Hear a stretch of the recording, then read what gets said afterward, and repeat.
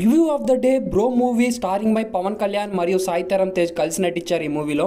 Movie ఎలా ఉంది, final గా థియేటర్ లో మీరు చూసే వర్త్ అయిన మూవీయా కాదా, ఇలాంటి డీటెయిల్స్ లోకి వెళ్లే ముందు ఈ వీడియోని ఎవరైనా కొత్తగా చూస్తుంటే ఇలాంటి ప్యూర్ కంటెంట్ రివ్యూస్ కోసం అయితే మన ఛానల్ అయితే సబ్స్క్రైబ్ చేసుకోండి ఫ్రెండ్స్. ఇంకా లేట్ చేయకుండా అయితే డీటెయిల్స్ లోకి వెళ్ళిపోదాం. First of all story plot గురించి మాట్లాడుకుంటే మాత్రం టైమే లేని తన లైఫ్ లో రెస్పాన్సిబిలిటీగా బతికే మార్క్ లైఫ్ లోకి టైం వస్తే తన ఫ్యామిలీని తను లేకపోయినా వాళ్ళు ఉండగలరు అనే పాయింట్ తో అయితే స్టార్ట్ అవుతుంది. ఫైనల్ గా టైం అయితే మార్క్ ఇచ్చిన ఛాన్స్ ని మార్క్ ఎలా యూజ్ చేసుకుని తన లైఫ్ ని చేంజ్ చేసుకున్నాడు అనేది స్టోరీ ప్లాట్ బాగానే ఉంది, కానీ అందులో వెయిట్ లెస్ ఎమోషన్స్ తో మరియు అన్ఫుల్ఫిల్డ్ స్టోరీతో అయితే ఇంప్రెస్ చేయలేకపోయాడు డైరెక్టర్ సముద్ర. కానీ ఇంకొంచెం ఇంట్రెస్టింగ్ ఎంగేజింగ్ ఎలిమెంట్స్ తో అయితే స్టోరీని అయితే పెట్టుంటే ఫుల్ ఫ్లెడ్జ్డ్ గా మూవీ బాగుండేది.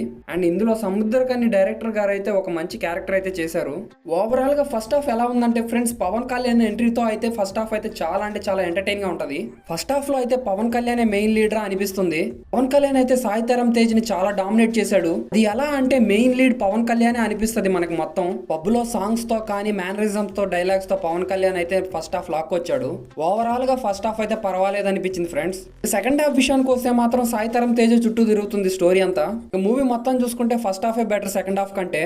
నెక్స్ట్ మూవీలో ప్లస్లు గురించి మాట్లాడుకుంటే మెయిన్లీ పవన్ కళ్యాణే ప్లస్ ఈ మూవీకి. ఎందుకంటే ఫస్ట్ హాఫ్ నుంచి సెకండ్ హాఫ్ వరకు మనకి మెయిన్ లీడ్ పవన్ కళ్యాణే అనిపిస్తుంది, కానీ సాయి తరం తేజ్ అయితే అనిపించదు. చాలా వరకు పవన్ కళ్యాణ్ యాక్టింగ్ గానీ మేనరిజమ్స్ గానీ ఆ స్టెప్స్ గానీ మూవ్మెంట్స్ గానీ చాలా అయితే డామినేట్ చేసి సాయి తరం తేజ్ ని. ఓవరాల్ గా మూవీ అయితే పవన్ కళ్యాణే అనిపిస్తుంది, కానీ సాయి తరం తేజ్ మూవీ అయితే అనిపించదు ఫ్రెండ్స్. మూవీలో అయితే చాలా మైనస్లు అయితే ఉన్నాయి ఫ్రెండ్స్. బ్యాక్గ్రౌండ్ స్కోర్ గానీ సినిమాటోగ్రఫీ విఎఫ్ఎక్స్ అయితే గ్రీన్ స్క్రీన్ అనే చెప్పాలి మెయిన్. చాలా వరకు మూవీలో అయితే గ్రీన్ స్క్రీన్ తీయడంతో అయితే చాలా అయితే రియాలిటీ అయితే మిస్ అయ్యాయి మూవీలో. మూవీని చూస్తే మాత్రం మనకు చాలా స్పీడ్ గా అయిపోతున్నట్టు అనిపిస్తుంది. నెక్స్ట్ యాక్టర్ పర్ఫార్మెన్స్ విషయానికి వస్తే మాత్రం పవన్ కళ్యాణ్ ఎనర్జీ గానీ డైలాగ్ డెలివరీ గానీ ఆ మాస్ గానీ ఏమైతే తగ్గలేదు. ఇంకా సాయి తరం తేజ్ యాక్టింగ్ విషయానికి వస్తే మాత్రం రొట్ట కామెడీతో అండ్ ఓవర్ యాక్షన్ తో ఫస్ట్ హాఫ్ మొత్తం లాగుతాడు. ఇంకా సెకండ్ హాఫ్ అయితే పర్వాలేదు అనిపించాడు యాక్టింగ్ తో. కెతికా శర్మ, ప్రియా వారియర్ గానీ బ్రహ్మానందం వాళ్ళ క్యారెక్టర్స్ కి అయితే న్యాయం చేశారు మూవీలో. దానికి సముద్ర కని గారు అయితే స్క్రీన్ ప్లే స్టోరీ టెల్లింగ్ తో ఎమోషన్ అయితే ఆడియన్స్ ని కనెక్ట్ చేయాలనుకున్నారు, కానీ అది వర్కౌట్ అయితే కాలేదు.